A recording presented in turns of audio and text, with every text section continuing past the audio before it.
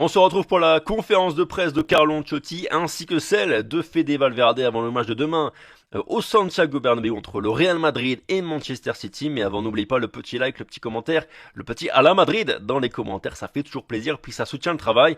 Et évidemment, on s'abonne. Allez, on commence par Carlo Ancelotti, c'est parti. Encore un grand match demain entre deux candidats au titre à la Ligue des Champions.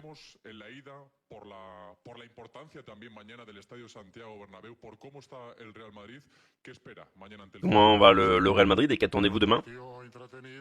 Un match serré, compliqué, difficile. On essaie de bien le préparer. On récupère des joueurs qui peuvent nous aider. On va essayer de planifier le même match qu'on a fait la semaine passée. L'idée c'est celle-là, en tenant compte évidemment de toutes les difficultés de ce type de match, une éliminatoire où on joue tout pour 90 minutes. Question sur l'arbitrage.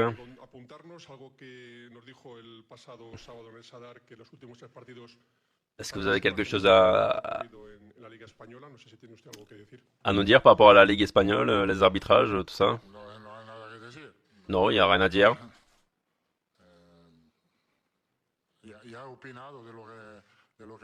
J'ai déjà donné mon avis sur ce qui s'est passé, sur ce qui est en train de se passer. C'est surprenant et j'ai pas grand-chose à ajouter en ce sens. Évidemment que nous ne sommes pas contents de ce qui s'est passé. Ce qui s'est passé face à Osasuna, l'Atlético, l'Espagnol. Donc trois matchs.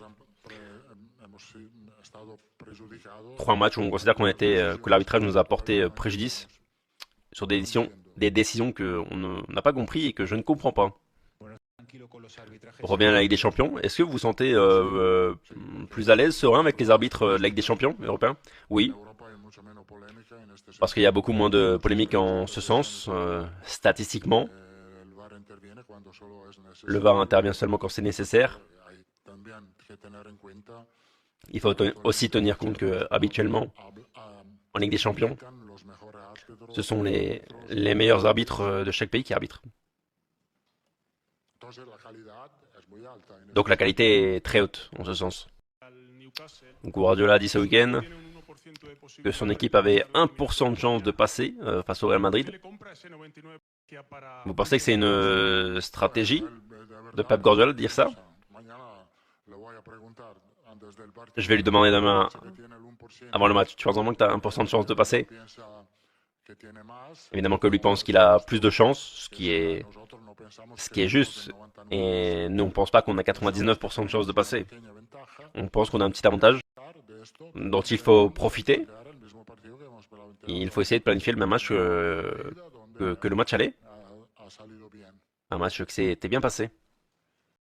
Vous dites que vous vous sentez plus tranquille au moment d'aborder les matchs de Ligue des Champions parce qu'il y a moins de polémiques. Vous êtes là aussi sur les derniers matchs, d'erreur. Est-ce que c'est quelque chose de ponctuel? Est-ce que vous pensez que la Liga peut être faussée? Non, moi je commente seulement ce que je vois. Ce que je vois, c'est sur les trois derniers matchs. Il y a eu des erreurs assez claires. Vous abordez ce match avec un avantage. On peut pas se dire qu'on doit planifier le match comme si ça faisait 0-0. Personne te croit parce qu'il y a des statistiques. Parce qu'on a marqué 3 buts et Manchester City a marqué 2 buts. Ça peut pas être changé. Ce que tu peux changer, c'est l'attitude des joueurs, la planification du match. Préparer le même match que l'on a fait il y a une semaine. Mais, mais on ne peut pas oublier ce qui est. Et ce qui est, c'est qu'on a un avantage. Par rapport à la sanction de Bellingham, est-ce que vous espérez que justice soit faite et qu'il ne soit pas sanctionné? Évidemment, j'espère que oui. Il semble que vous avez beaucoup de doutes pour le match de demain. Rudiger qui est de retour. Est-ce que Tchouaméni pourrait revenir au milieu de terrain? Et Asensio par rapport à la méritocratie reste derrière? Non. Ça, c'est les incertitudes que tu as toi. et que j'ai eu moi aussi, qui se sont dissipés.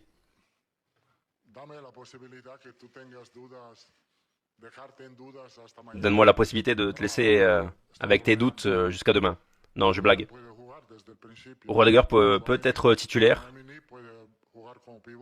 Tchouaméni peut jouer en tant que pivot au milieu de terrain. Et Asensio peut aussi jouer en tant que central. Il faut voir Valverde aussi, comment il va. Parce qu'il s'est entraîné aujourd'hui, qu'il a de bonnes sensations. On a un jour match, un jour de plus pour récupérer.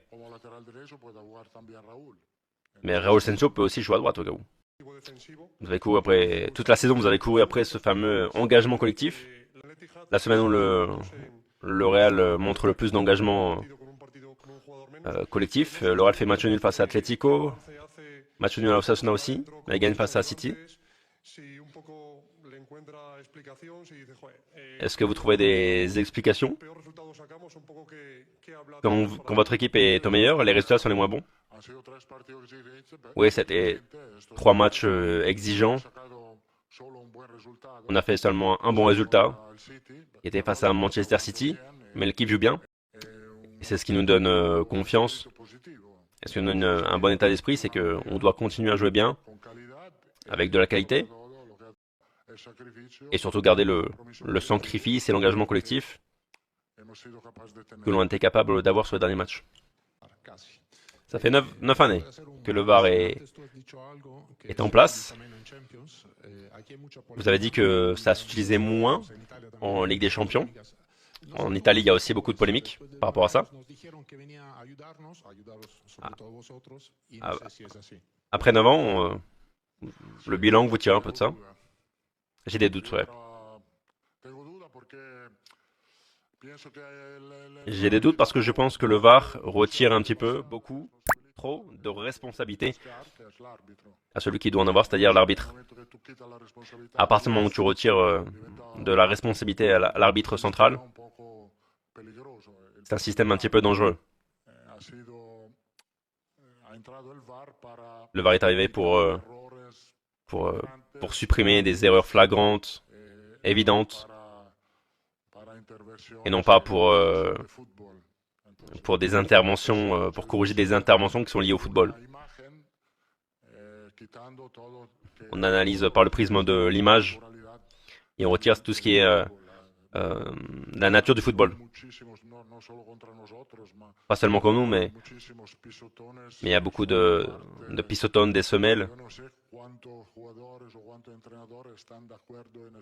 qui sont sanctionnés et nous on est d'accord qui aboutissent à des pénaltys et on est beaucoup d'entraîneurs à pas comprendre. C'est difficile à comprendre. C'est difficile à comprendre le penalty de Tchouaméni, le penalty de Camavinga aussi. Tout ça. Je pense que moins il y a une intervention de la VAR, ça donne plus de responsabilité aux arbitres, qui peuvent se tromper évidemment, mais quand c'est le VAR qui prend la décision, ça je ne le comprends pas. Est-ce que tu as la sensation que Mbappé est dans sa meilleure forme? Est-ce que tu vois sûr de lui-même comme jamais, sur le plan de l'attitude? Est-ce que tu as senti une motivation supérieure sur ces derniers jours, avant son premier grand rendez-vous avec le Real Madrid? Non, je vois rien de nouveau. Il est motivé, il va bien physiquement. Il le démontre. Il est motivé comme tous les autres joueurs. Je pense qu'il contrôle très bien le stress avant les grands matchs. Il est très calme. Il a une bonne gestion de son stress.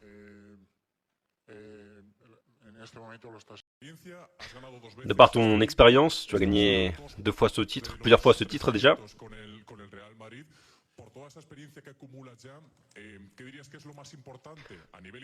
Selon toi, sur le plan individuel et collectif, c'est quoi le plus important pour le match de demain?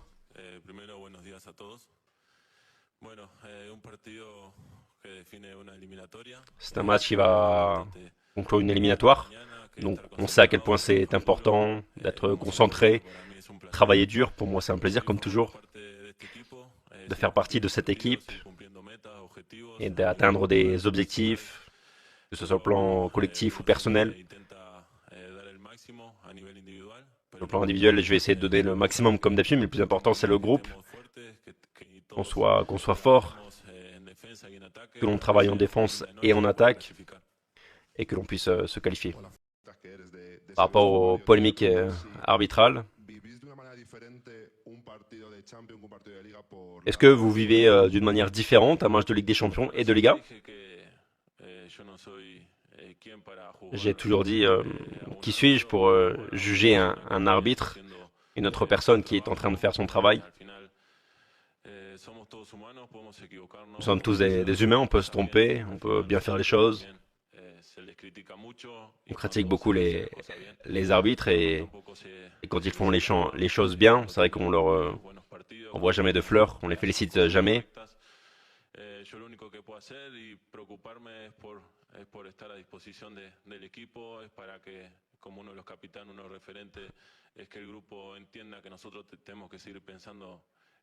Nous, nous, on doit seulement penser à nous-mêmes, continuer à travailler, donner le maximum pour gagner et apporter des titres à ce club, ce qui est le plus important et c'est déjà une implication très grande.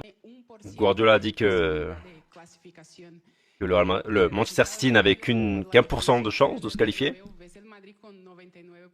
Toi, tu vois le Real Madrid avec 99% de chance de passer. Moi, je suis très heureux du match que nous avons fait au match aller. Oui, on a beaucoup, une grande foi, on est motivé. Je vois comment l'équipe est en train de travailler, comment mes coéquipiers ont envie également, comment on s'entraîne tous. Et ça donne de la tranquillité parce qu'on sait que l'équipe sera bien, concentrée, que tout le monde est disposé à donner le maximum.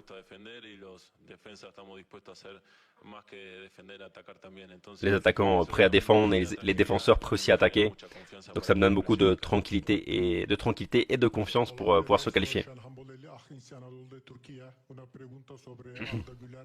Question sur Arda Güler. Je sais que tu es un très bon ami de Arda. J'aimerais savoir comment il va, quel est son état d'esprit, puisqu'il il joue assez peu. En tant qu'ami, comment tu le vois? Spectaculaire.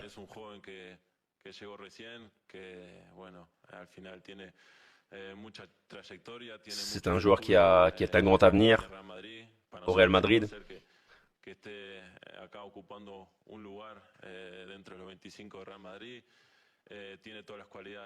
Il est dans un processus et il a toutes les qualités pour laisser une trace au Real Madrid. Nous, en tant que coéquipiers, on doit tous l'accompagner, l'aider. Tous tous les jeunes, de mon point de vue, passent par la même chose.